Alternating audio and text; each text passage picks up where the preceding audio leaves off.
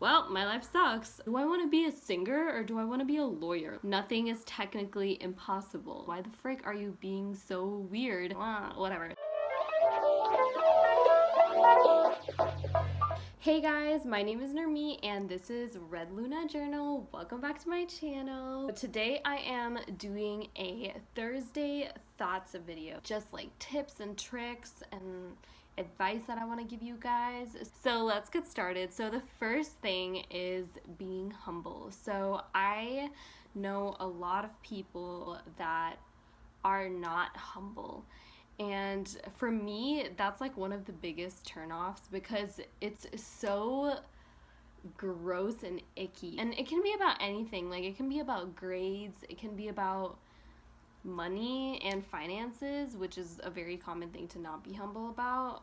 It can be about looks, it can be about followers on social media. Like, there's so many different things it can be about nowadays because of technology, but that is my number one least favorite personality quality, is if someone is not humble or basically cocky. They're just like shoving their things that they think are good, which might be good or might not be good, and it's even worse if they are good in that, because then it's like, okay, like I kind of appreciated you because of that and was like, whoa, that's cool, like that person is so cool because of this, and then they went and ruined it by being like that, you know? So being humble is my first thing. So my second tip is communication. So communication is one of the most important things for me in terms of personal reasons or professional reasons, or even at school.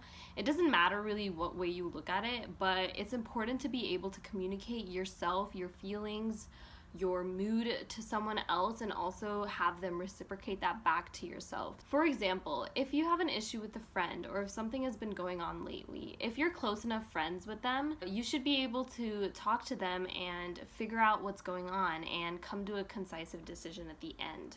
Usually what I've learned from past mistakes is that if you don't talk, it really makes things icky, because there's always I don't even want to say there's always one person, because honestly both people feel this. It's just one person probably feels it more, but both parties are gonna be confused and be like, oh, she probably feels like this, or oh, he probably feels like that, or she probably, you know, doesn't like me, like that's why she's not talking to me, whatever. A lot is gone assumed. Even when talking to parents about stuff, or friends, or boyfriends, whatever it is, like siblings, you gotta make sure you're clear, because even though stuff has been established in the past in terms of rules for parents, or maybe your boyfriend or girlfriend has said stuff that they don't like in the past, things change and people's attitude change. They're not mind readers. Like, no one is gonna look at you and be like, yeah, this is what's wrong with her. If anything, they're gonna be like, why the frick are you being so weird?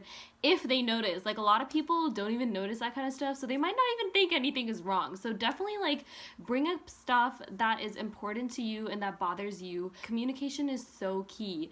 In terms of professional sense, like if something is happening at work, there's a colleague you don't get along with, or there's a project that you want to be more involved in, talk to your manager, talk to your coworkers. Most of the time, people are embracing the idea that you want to work on something additional, or they really value your opinion about someone else because maybe they didn't see it because they're busy with other stuff. So, you know, no one's gonna be like, oh, like, unless you say it in a rude way, no one's gonna be like, oh yeah, like, I don't care for your opinion. Like, no one says that. If anything, they might not do anything about it, but it's always good to communicate, because that just shows that you're observant. I know a lot of people that I know personally have asked me, doesn't that seem annoying, or is it like too pushy sometimes? And the answer for that, for me, based on my experience, it's not annoying. Like, in professional fields and jobs and stuff like that, you have to be a little pushy. That's what gets you at the top of the table. That's what keeps you on their mind. So like, I did something like that today. I had an interview online and I emailed the guy who interviewed me, and I was just like, hey, just wanted to thank you once again for taking time out of your busy schedule for interviewing me, and I look forward to speaking to you soon. Like, have a great holidays.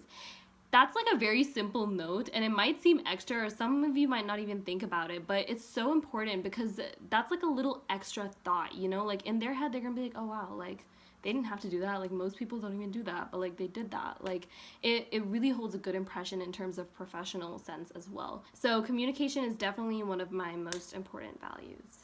Okay, so my third value is passion. So passion is something that is very loosely used. Being in high school, people so heavily impact that word that you automatically assume that your passion is your major in college or where you want to land up going. But that changes a lot. Even for someone who kind of knew what they were doing when they came into college, my passion shifted a lot and became a lot more specific too. And even then, it's still not specific. I haven't even graduated yet. I'm sure it's going to become more different. Passion is something that's very important, although it's hard because a lot of people don't find it that early in life. It's even rare to find it now. Like, I'm 20, but some people don't find it till their mid-20s or maybe even early 30s. Some people find it really early on, which, good for you, but that's like really, really rare. Why am I not doing this? Like, passion is something that is so rich but painful at the same time. Like, you'll know. What I've noticed is that getting rid of just one thing so you can pursue your newfound passion is not the answer for me personally. I think it's good to be well-rounded as a person. I personally wouldn't do just like one route or the other. Like, you shouldn't make it that hard on yourself either, unless it's like really, really clear for you and that's like really something you want to do. Because it's a lot of stress for your mind to be like, oh, so do I want to be a singer or do I want to be a lawyer? So many people juggle multiple things, more than two, in life, and those are the people that are the most happy because they're doing a little bit of everything that they like. Passion is definitely something that is important to me, and it's definitely a process. Like, I'm in the middle of it too. I've not figured it out entirely, but it's definitely something you can sit on and manifest on, and it's a really fun thing to experience. Okay, so the fourth one is dedication. So when you have a passion, you also have to have dedication. That's like half the battle, because you can have something you really want to do but not want to do it.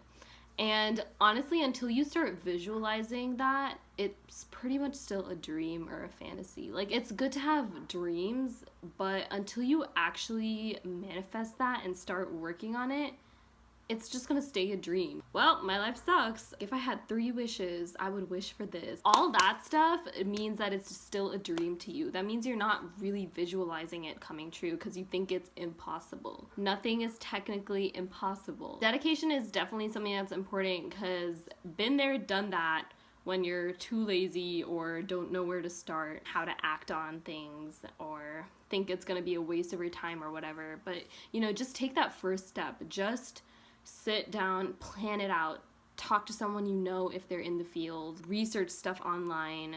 You'll find an answer and you'll find a starting ground, and once you're on that starting ground, you can really start to get things rolling and start to visualize it. And once you start to visualize it, bam, you're there. Once you start to visualize it, you're gonna be like, shit, I'm gonna do this. Like, this is so cool.